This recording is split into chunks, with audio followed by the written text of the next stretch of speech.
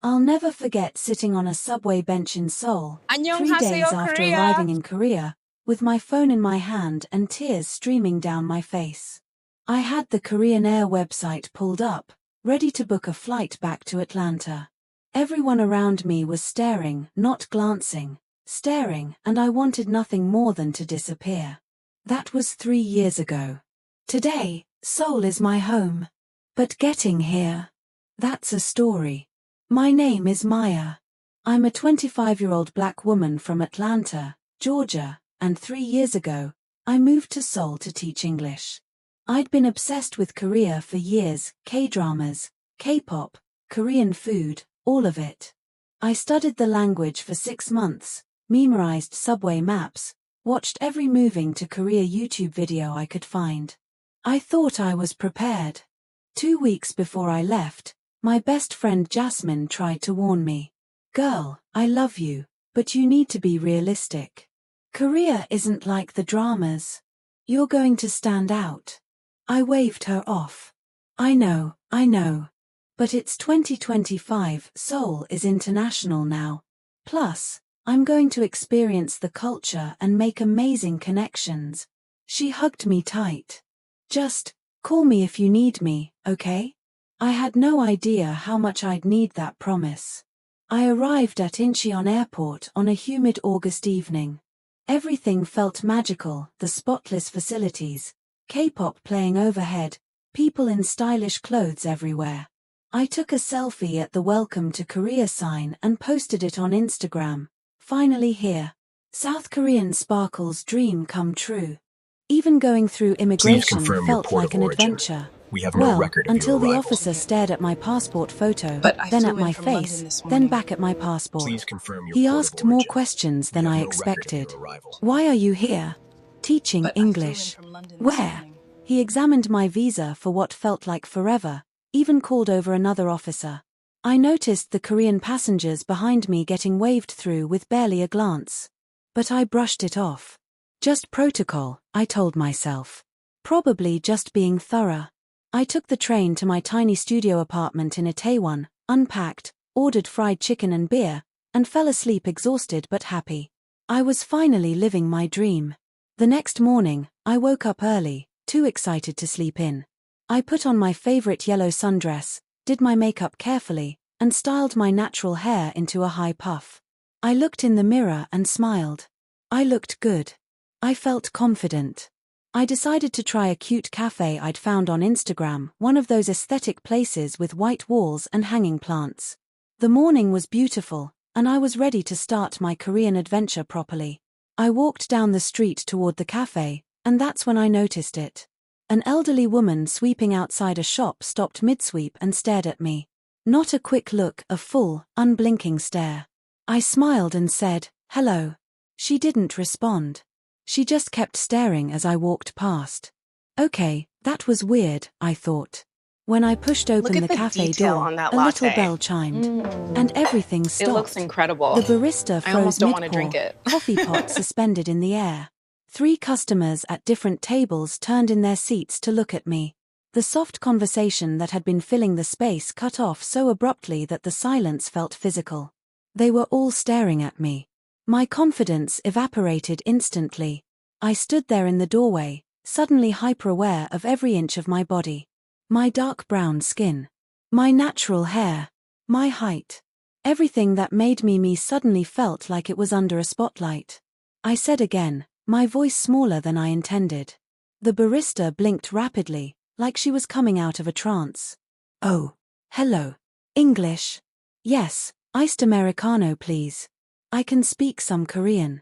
Her eyes widened. Wow. Your Korean is very good. I'd said exactly 7 words. I ordered, paid, and found a seat in the corner, trying to make myself as small as possible. But I could still feel their eyes on me. 2 teenage girls at the next table were whispering, stealing glances every few seconds. One of them had her phone out, angled toward me. Click. She'd taken a photo. When I looked directly at her, she quickly hid her phone behind her back and giggled nervously to her friend. My hands were shaking as I pulled out my own phone. I texted Jasmine, "People are staring at me. Like, a lot. Her response came immediately. I told you, babe. You're gonna stand out. Just be prepared. But how do you prepare for feeling like an exhibit in a museum? How do you prepare for everyone treating you like you're not quite real? I drank my coffee as fast as I could and left. Walking back to my apartment, I noticed more stares. A mother pulled her young child closer when I walked past. A group of high school students pointed and whispered. An old man on a bench just watched me walk by, his eyes following me down the entire block. By the time I got home, my heart was pounding and my stomach was in knots. This wasn't what I'd expected. This wasn't what the YouTube videos had prepared me for. 2 days later, I had my orientation at the English Academy where I'd be teaching. I needed to take Line 2 to Gangnam, the same route I'd be taking every day for work. It was morning rush hour, and the subway car was packed with people in business attire. I found a seat near the door and pulled out my phone, trying to review my school documents. But I couldn't focus. Because once again, I felt it. Eyes. I looked up. A middle-aged woman sitting across from me was staring directly at my face. Not a casual glance, an intense, unblinking examination. Her eyes traced every feature like she was trying to memorize me. I smiled awkwardly, hoping it would break the tension. She didn't smile back. She just kept staring. I looked away, uncomfortable. But when I glanced around the subway car, I realized it wasn't just her. A teenage boy with headphones 2 seats down, staring. An elderly man to my left, staring. A young woman with a designer handbag, stealing glances. A businessman in a pressed suit, openly watching me. My throat tightened. My palms started sweating. What's wrong with me? I thought frantically. Do I have something on my face? Is my dress torn? I checked my reflection in the dark window. I looked fine. I looked like me. A black woman in a white blouse and jeans, natural hair neatly styled, minding my own business. But apparently, that was enough to be a spectacle. The train pulled into the next station. A young mother and her daughter, maybe 5 years old, boarded. The moment the little girl's eyes landed on me, they went wide as saucers. Her mouth fell open. She shouted, pointing directly at me. Mom, Mom, look. Every single person in the car turned to look at us. My face burned with embarrassment. The mother's face turned bright red.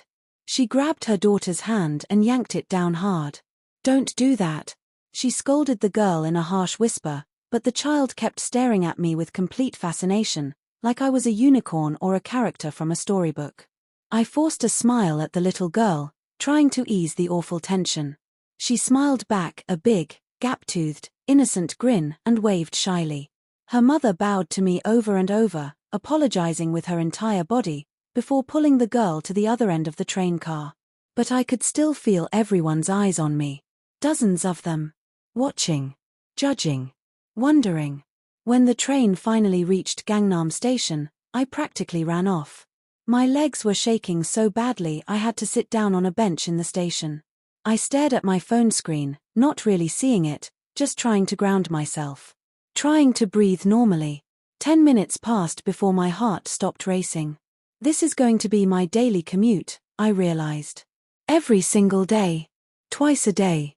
For a year. The weight of that realization hit me like a physical blow. This wasn't going to be like the K-dramas where the foreign girl effortlessly fits in and has romantic adventures. This wasn't going to be the fun cultural experience I'd imagined. This was going to be hard. Really hard. I thought about Jasmine's offer, call me if you need me. I almost called her right then. Almost told her to book me a flight home. But something stopped me. Maybe it was pride. Maybe it was stubbornness. Maybe I was just too overwhelmed to make a decision. I stood up, took a deep breath, and walked to my school orientation. The orientation went smoothly. The director, Mr. Park, was professional and welcoming. My co-teacher Sarah, a Korean-American woman a few years older than me, seemed friendly. During lunch, she took me to a small restaurant near the school. Over bibimbap, she looked at me with something I couldn't quite read in her eyes. Pity. Understanding. Look, she said, mixing her rice and vegetables together, I'm going to be real with you because I wish someone had been real with me when I first got here. I set down my chopsticks, suddenly nervous. You're going to get stared at. A lot. Way more than me, and I already get it as a Gyopo, an overseas Korean. She paused.